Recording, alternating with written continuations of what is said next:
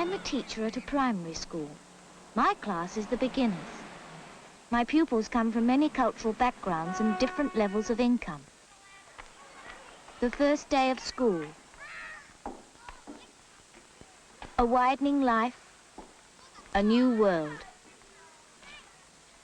What matters is to make children feel happy and secure, a home from home. This feeling can easily be destroyed. Sit up straight, don't look out of the window, stop fidgeting, fold your hands, pay attention. Pay attention used to be a command to children, but nowadays this is what a teacher should pay to a child. Children learn best by doing. They need lots of equipment, material, time and space. Old-style classrooms are cramped and restricted, and they are quite unsuited to today's education. Unfortunately, far too many are still in use. From the first day, I try to make life at school as friendly as I can.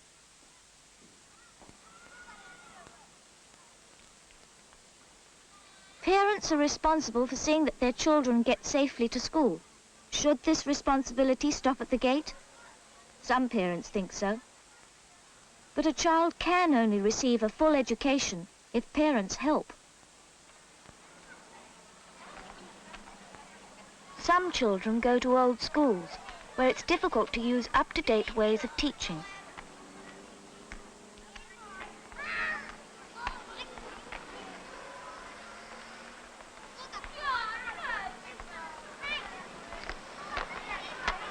The first day can be bewildering and frightening.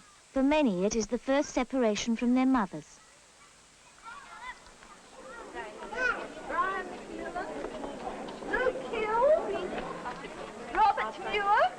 Too many children come all at once. We have to pin name tags on them. It would be better if their arrival was spread over a much longer period. But the way things are at present, the best I can do is to spend a few hurried moments with each child.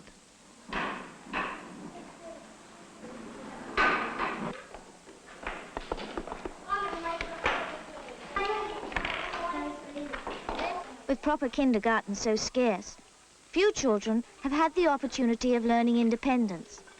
It's hardly surprising that some of them have a difficult time settling in.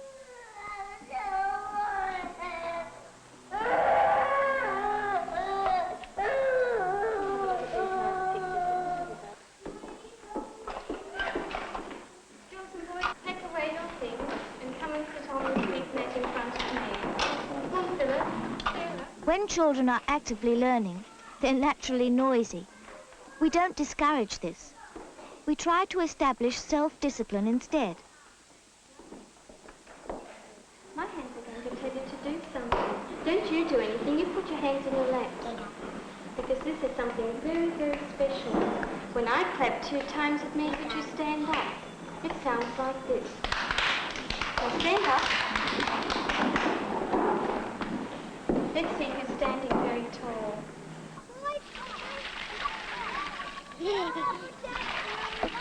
Gary, come on. Right, put your fingers here and have a look at that. I like to see my choo-choo train.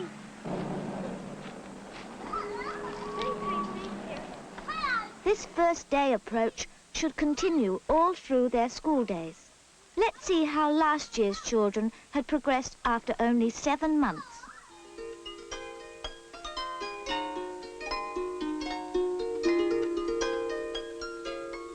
Education is not only confined to the classroom. My third-term pupils collect many things which they bring back for me and the other children to share.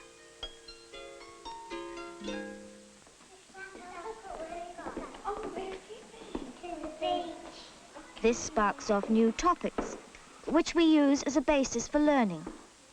This sort of enthusiasm is really important. Facts are things to learn about rather than be told about. When we go go to the beach, what do we find in the water? Yes, Debbie? And fish. Hand up if you've seen a fish. Also a crab. Who has seen some fish, though? I have some fish. I have some cutouts of fish. Has this fish got fins? No. Lisa, you point to the fins on this fish. Anywhere else?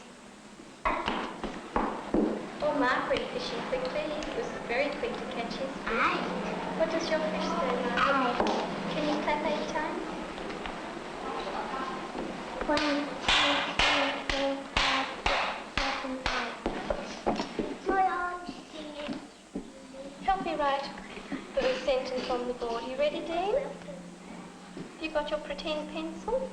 Maths, writing and reading are just as important as ever they were.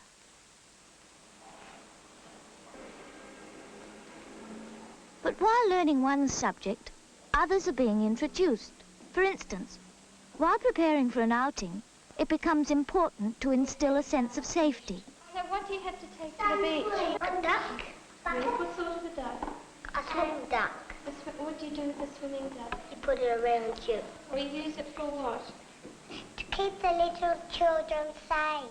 Illustrations are the simplest way of showing very young children the things they may choose to take with them.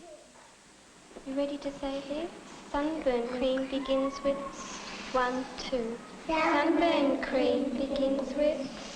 Where do you put sunburn cream? On your back. And you put some on your face. Pretend you've got some sunburn cream. Bathers begins with the...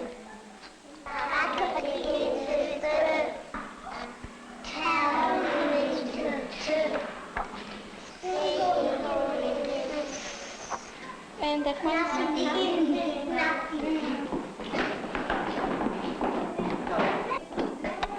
The children apply what they have learned by making books in which they write and draw what they want to bring on the excursion.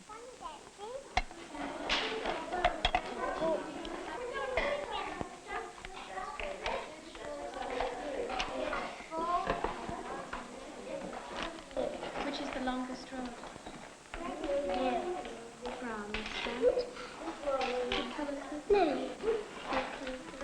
While learning to add and subtract by using coloured rods, they also come to understand words like long and short, narrow and wide. And how many red rods did you use for the body?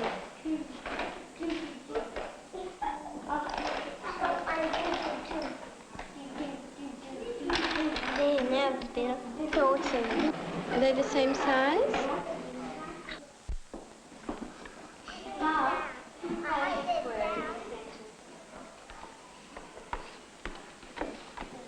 What does it say?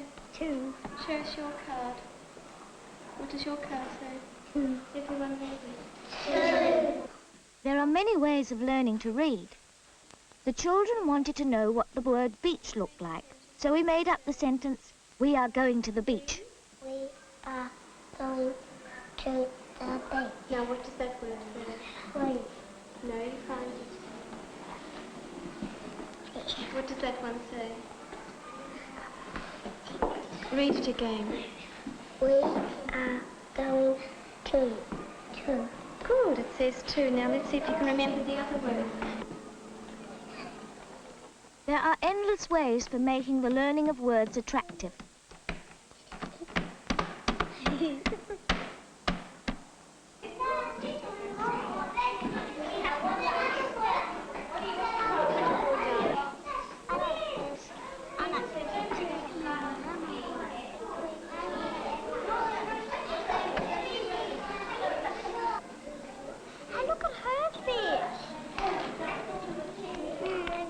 What can you see in that picture?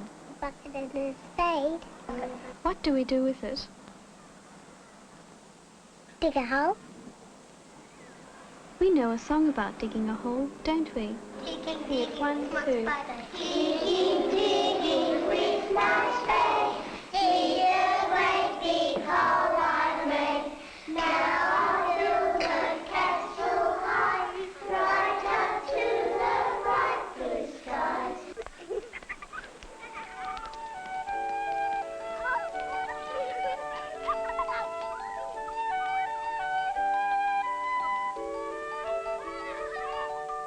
Many people still think of school excursions as nothing more than an escape from a dull routine. But outings are an essential part of a proper education. It isn't just a day by the sea to paddle and build sandcastles. Today, the beach is the classroom.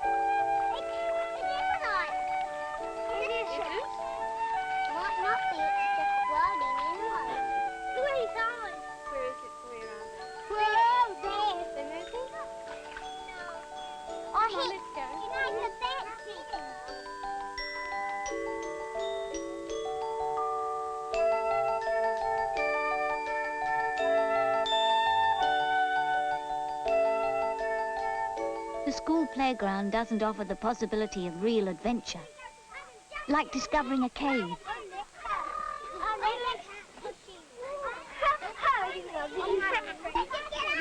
or the accomplishment of reaching the summit of a make-believe mountain.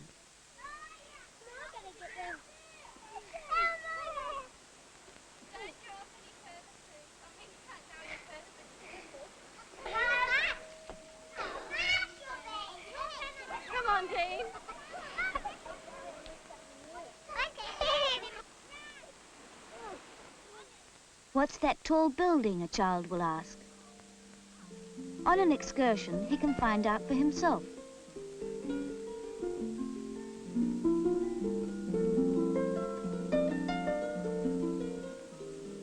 One, two, three, four. Lots of steps. How high up does it go? What's at the top?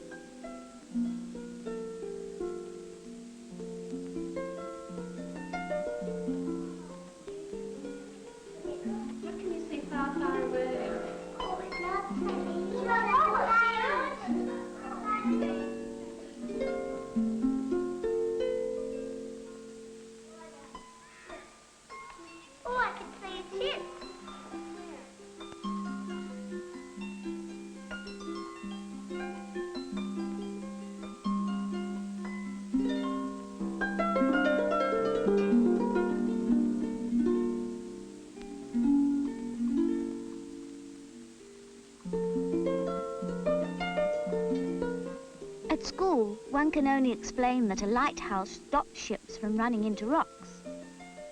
Each child can now see for himself how it actually works.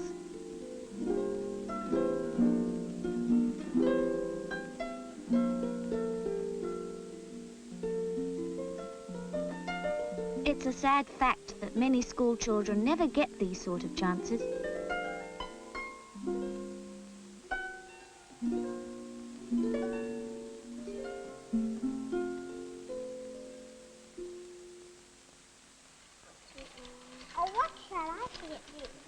Back in the classroom, we sort and discuss the exciting objects we found at the beach. Each child is doing what he wants with his own collection.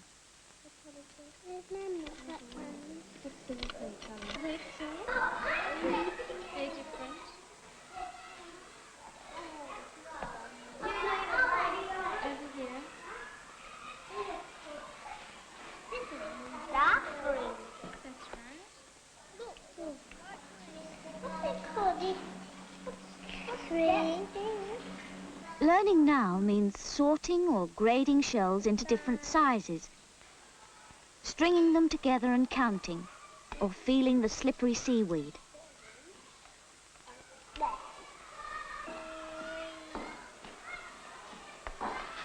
What are you writing? Others record their experiences in different ways. Some make up their own books telling the story of their day at the seaside. I wore it home. That's silly.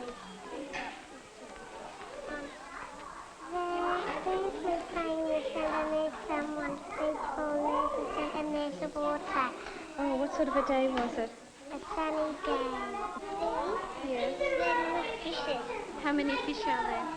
There's 5 of them. You count them for me. 1, 2, 3, 4, 5. This is me putting my babies out. My book about the beach. We went in the tunnel.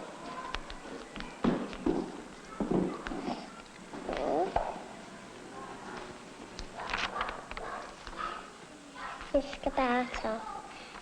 We went in the lighthouse. We saw an angry crab.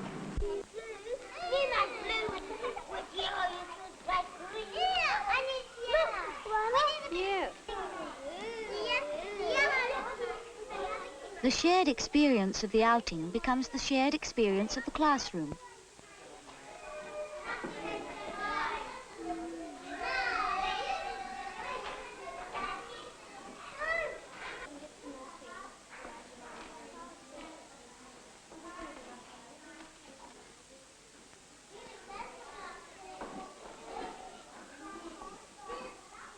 By the free development of their imaginations, they gain the ability to solve the problems they face in other subjects. Which part is interesting? Because how do the seaweed grow on rocks? Well, they always grow on the rocks. You try and pull them out. That's how they grow. They get stuck to it and get stuck to the rocks and grow. Good afternoon, girls and boys. Good afternoon, Mr. Bartle. I'm going to marry you, Dad. I'll marry you. Parents must play a big part in children's education by taking an active interest and spurring on their children's wish to learn. Too often, parents are discouraged from even entering the school grounds. How many races? How many races do you read so far? How can old methods, suited to a previous era, prepare children for the quite different problems they will have to face when they grow up?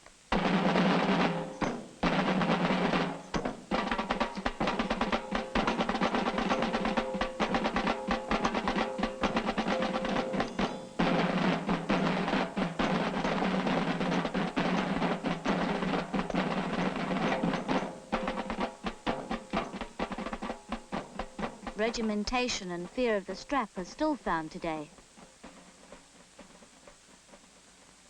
Open your books at page 9.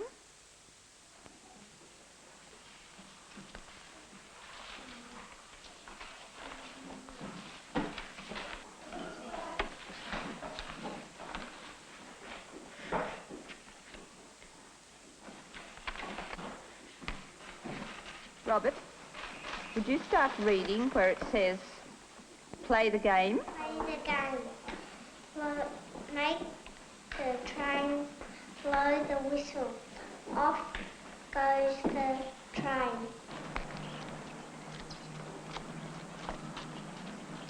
Any teacher can choose between the discipline of fear and the discipline of reason. Children should learn to be self-reliant and self-controlled. At the top of your page, draw an oval like this. Now pick up your pencils and draw an oval like mine. Press hard. A class shouldn't be driven at a set rate. This means that slower ones get left behind, while brighter ones get frustrated. Pencils down and your hand together. The formalities of the old system waste valuable time while crushing the spirit of the grade.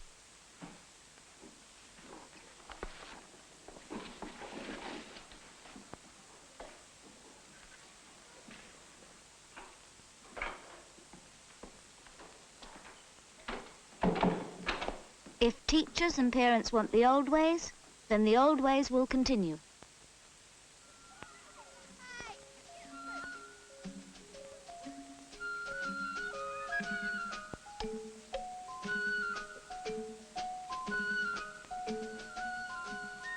will have to provide proper surroundings and learn how to constantly rethink our ideas if our children are to grow up into self-disciplined, responsible youngsters.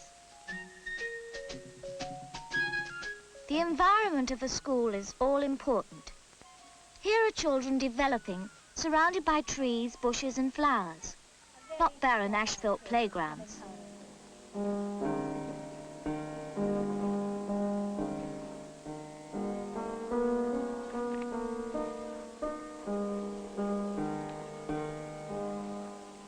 Here's a very naughty person not doing what he should.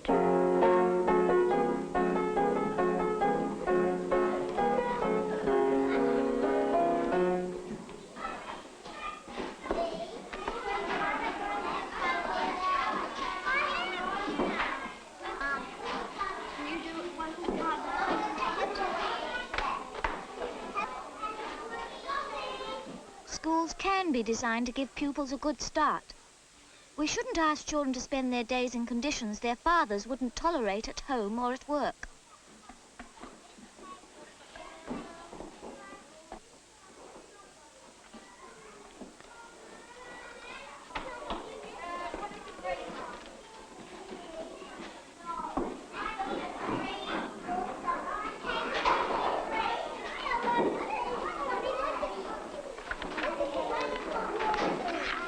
We don't have to copy that one exactly. You can just make up your own colour. Yeah, but I like copying.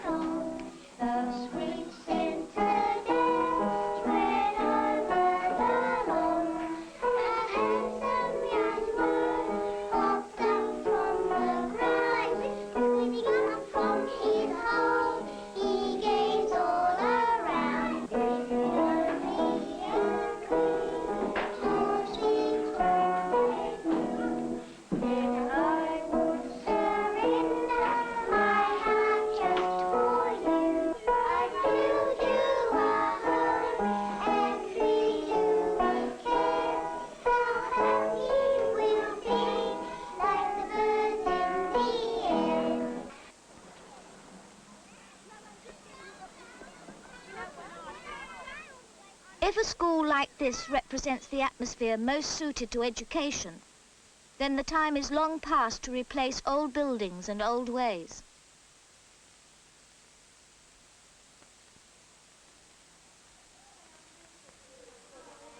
Anne-Marie? Say thank you. Jody? Thank you. Katrina? Kathy? Thank you, Mrs. Bartle. The first day at school is ending. But what about these children? Will they get an education suited to their grandparents? Or will it be one which we shall make together, suited to the future? Education depends on all of us. Parents, teachers, state authorities. It's up to us to make a choice. What future shall we give our children? Winter.